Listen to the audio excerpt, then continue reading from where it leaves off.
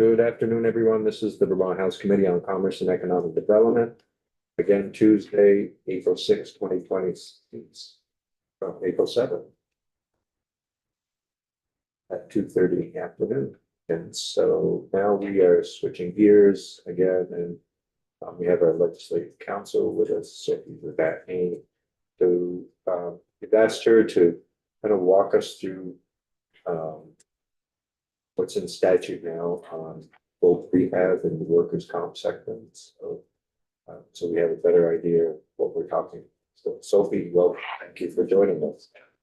Good afternoon, Sophie Zagatny for the Office of Legislative Counsel. I'm going to go ahead and share my screen.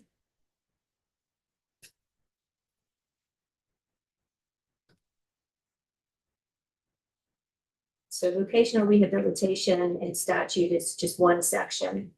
So what I've done with this is I've just highlighted the language that's being taken out to make it a little easier.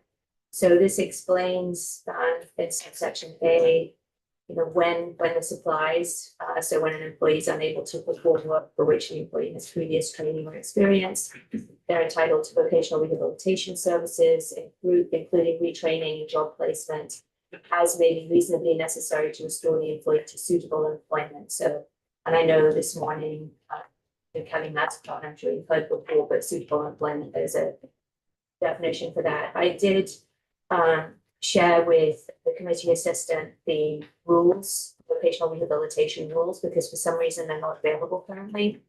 So I had already previously downloaded a copy, so there's like 13 pages, but the rules themselves are now, I don't know if Jonathan's had a chance to post them, but they're available. And that goes through what suitable employment is. So the employer shall designate a vocational rehabilitation provider from a list provided by the commissioner to initially provide services. So there is the commissioner has a list of vocational rehabilitation counselors. I believe there's like 25 names on there. 14 of them are from Vermont, a handful are from Pennsylvania, some from New Hampshire, one from Rhode Island, one from Massachusetts. But the language around the initial screenings, I'm just going to focus on that, which starts here in subsection 3. I did go back and look, and it looks as if this was added in 2007, is when this language came into the statute. So the commissioner shall adopt rules, and again, the rules are available, that a worker who requests services or has been out of work for more than 90 days is timely and cost effectively screened for benefits under this section. So the highlight is the language that's being taken out. So that orange there would be taken out. And then there's some added language in S173 that would go instead. I just couldn't show that on here. It wouldn't let me include the additional language as well. So this is just the exclusions.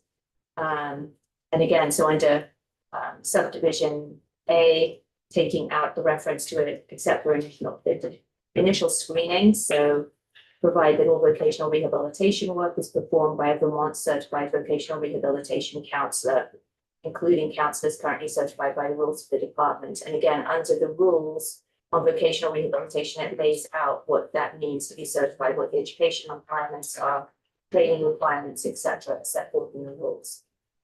So again, under S173, it would delete the language around initial screenings being performed by an individual with sufficient knowledge or experience to perform adequately the vocational rehabilitation screening functions. Again, in the rules, it provides that DAL, the Department for Aging and Independent Living, is the independent agency that's currently providing those screening functions. Subdivision B, again, this would be a deletion. The deletion of providing an initial screening to determine whether a full assessment is appropriate. And then if a full assessment is, if the worker is deemed eligible, then they shall be timely assessed and offered those services. This would also delete providing a mechanism for periodic and timely screening of injured workers who are initially found not to be ready or eligible. Again, that was discussed this morning, that one of the options, if someone's not ready for vocational rehabilitation during their initial screening, they may then be referred for another screening in another 90 days.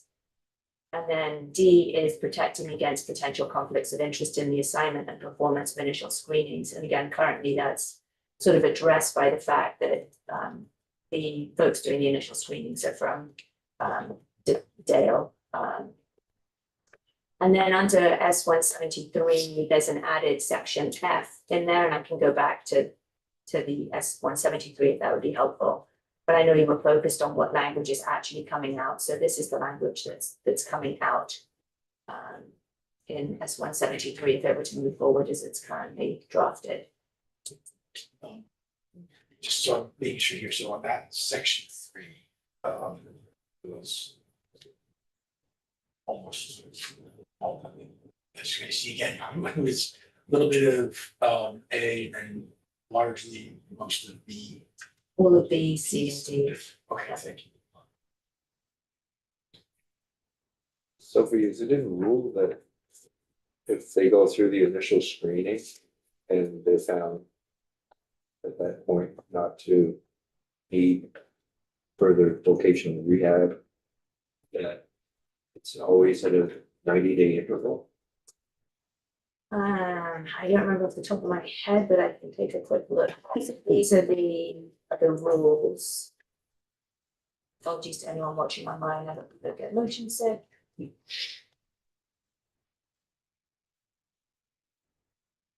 So again, this has actually in it the rules that were predated the change in 2007.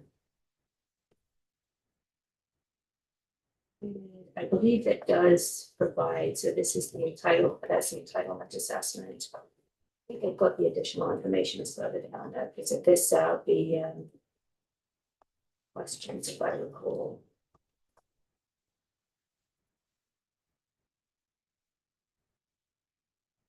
This provides all the detail. So here are the questions. Again, that Kelly went through this morning with 3 questions. And then the recommendation shall be provided if it's in the negative.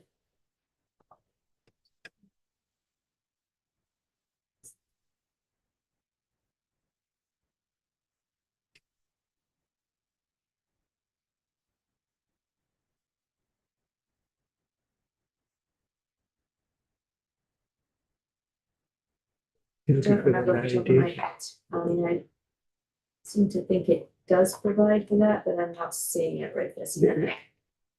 The only reference that I saw, it might be somewhere else, but 53,000 makes reference to the 90-day period. But again, you know, I'd been hearing that a worker could still be eligible for BR, you know, before the 90-day period, but I'm having trouble finding that. Oh, I mean, it definitely is in here. Okay. Stop sharing my screen for 2 seconds then. One needs to look at it while I look around.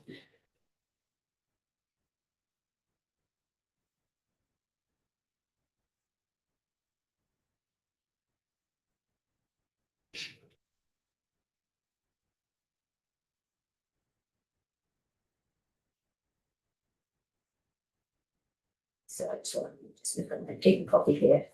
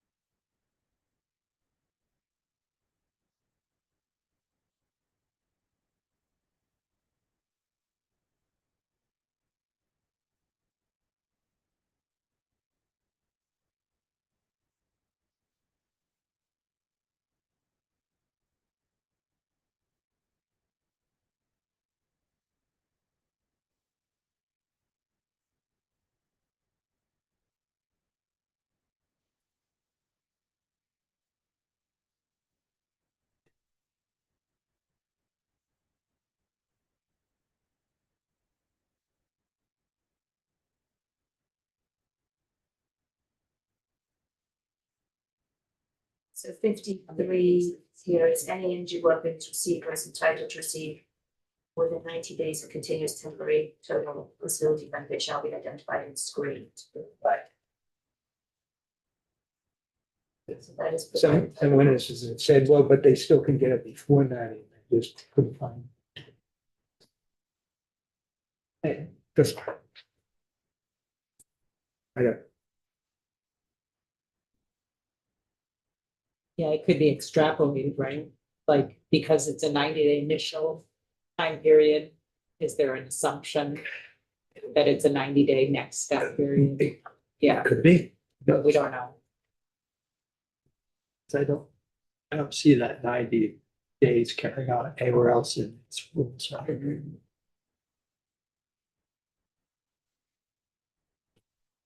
I mean, I could go through it again. I mean, except in- I'm not completely okay with all the things in here, so, Yeah,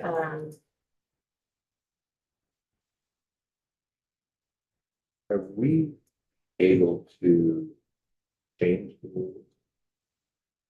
so my understanding of what typically happens is that you direct the Department of Labor to do further rulemaking and to do X, Y, Z with it, so. And certainly looking back over the statutes, like when this came in, Yeah. there certainly have been times when in session law that's happened, where the Department of Labor is being directed to do stuff, yeah.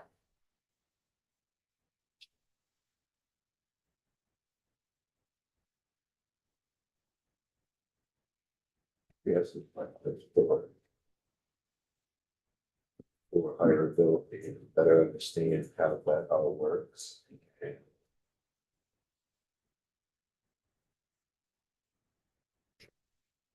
maybe I'm just wondering, with reference to what was happening prior to pre-screening.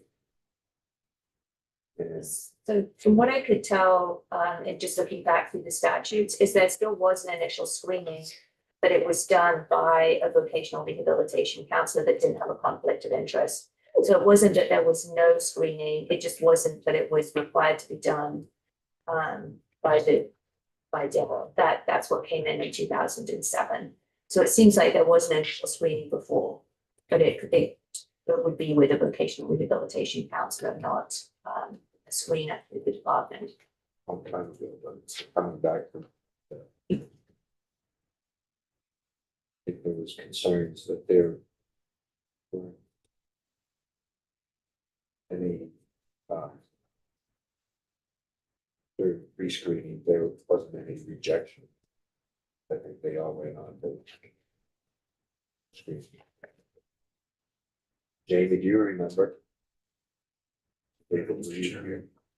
You weren't here that way. Yeah. I was Well, here. until 2007. Yeah, I think it was my turn. I can follow. I'm trying to, but I'm remembering there was some issue with people going through pre-screening and then just were being pushed on to the other services. And that's why we were looking at a neutral party that pre-screening. That was something a little bit during the morning testimony was in the absence of some data from one side of the equation, is there information from, this morning mentioned that companies can, the carriers can object, or they can raise a concern about how a process is going, if something is, if they feel that something is being applied incorrectly or inaccurately. And I wondered if maybe that carriers might have information for us to look at to consider how often the process is in. So I figured they would always be, in those instances, and we might get a sense, at least from that side, of how often their perspective it crosses some line. That'd be. Would we have give testimony to that effect? I mean. Okay. I think it was an issue brought up by a carrier.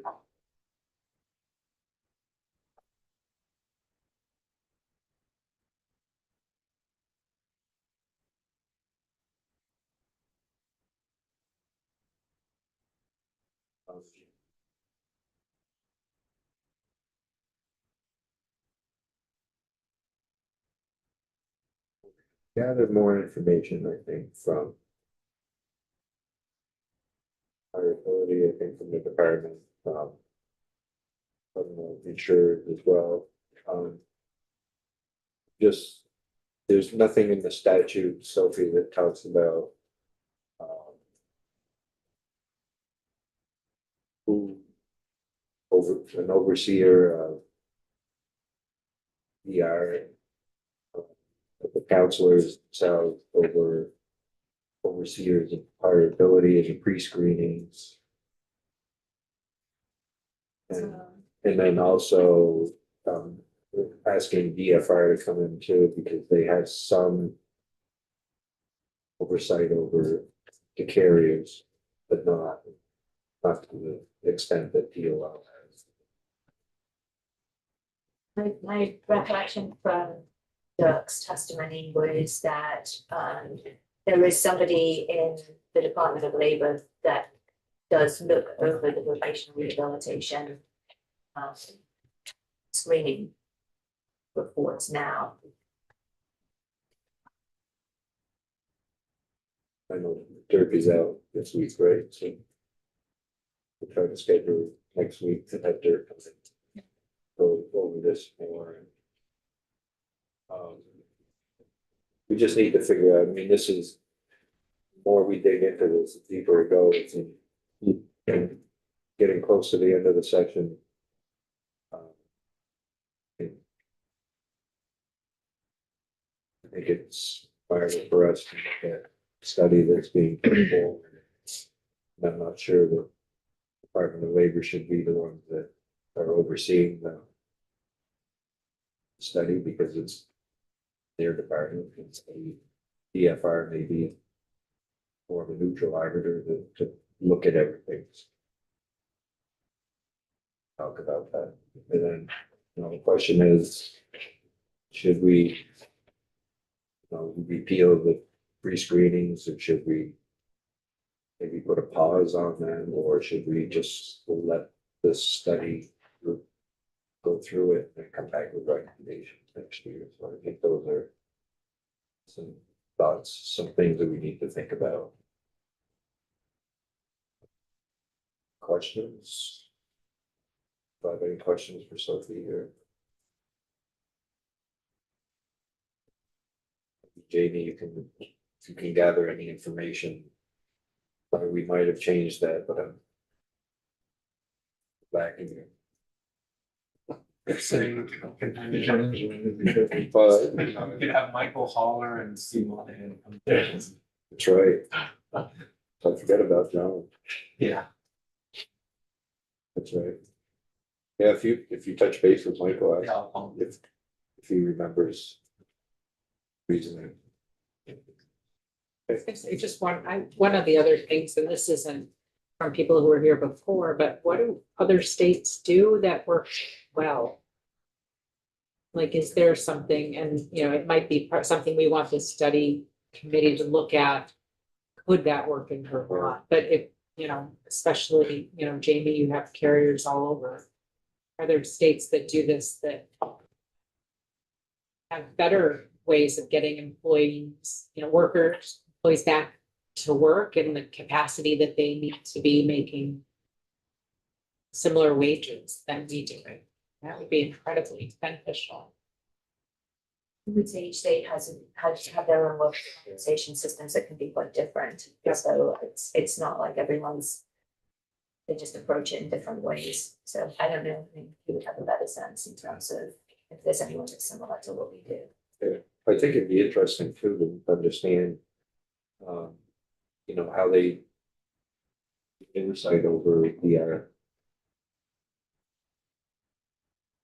how is that provided? We provide fares. I mean, I would assume maybe some are licensed or certified in the state, where maybe OPR would be have oversight.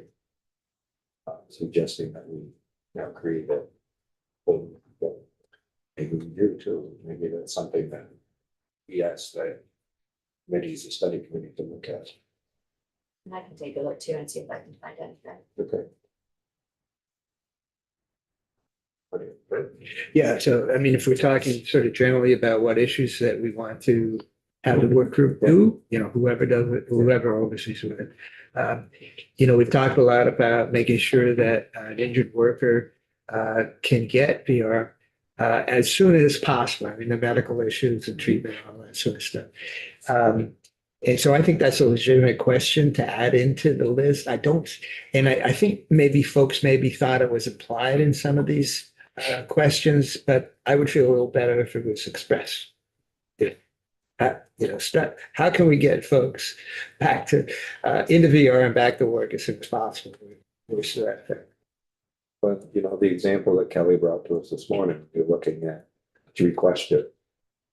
There really isn't, the reasoning is not behind the answers. Right, I think it would be good if there's a reason you're saying yes or you're saying no.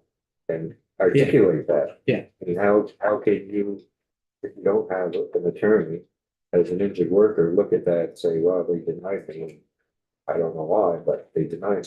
They just said because that's the evidence. Well, tell me what that evidence is.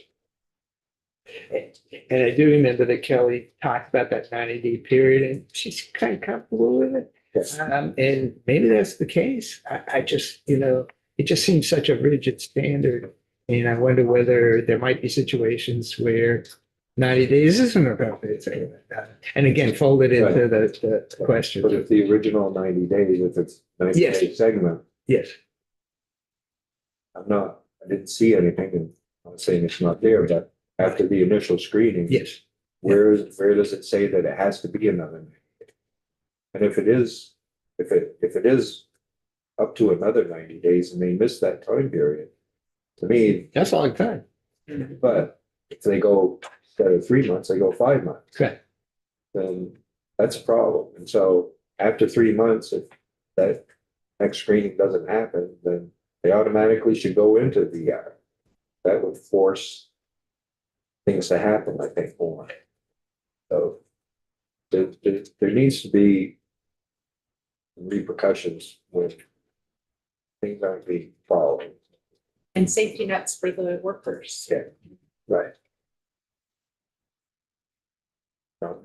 It does make me wonder how to have things with that sometimes are not vetted by attorneys.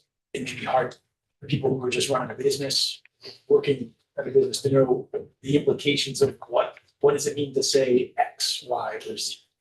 And that we're providing answers without the form in mind. In which case, or even knowledge that there is such a form, those questions, there are 3 questions about suitability or, you know, evidence of future employment or things of that nature. It seems like medical clearance is something that most doctors understand. They're doctors, they get what that means. But for others that are players in this with really important roles to play, we may not know that our mics are on, we don't know what our lines are and how those things may be interpreted.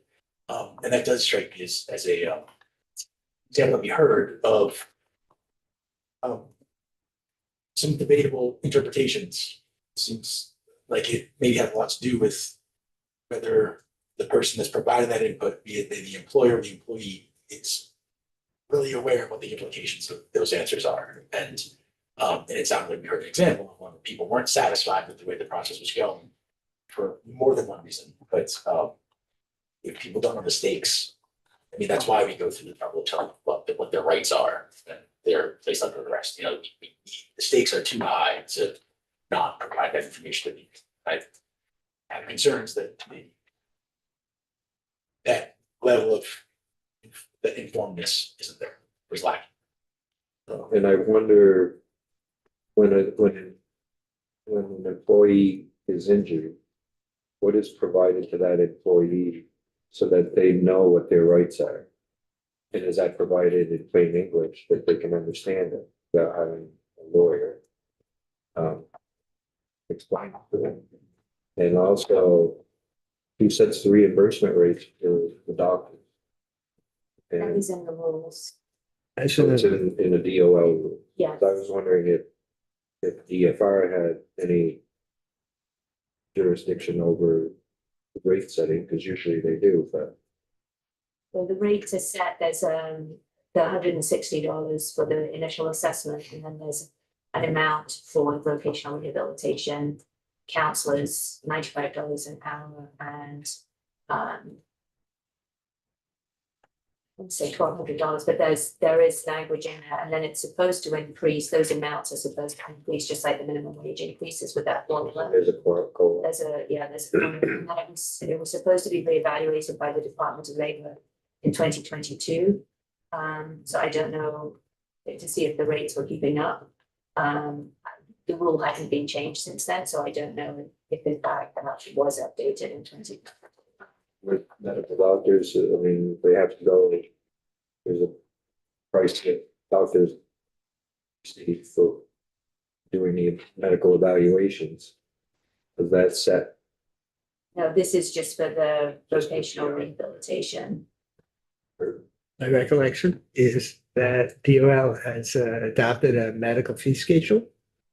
So, and it's, the way it's constructed is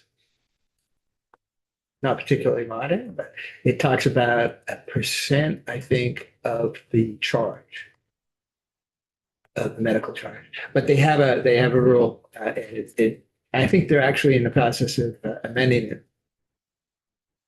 But that's DOL. Okay, we can hear from Dirk on that as well. I can do that. We, for the record, when our policy director, Department of Labor, we are, not having 2022, but we're going to update the medical. There can speak to that. Okay.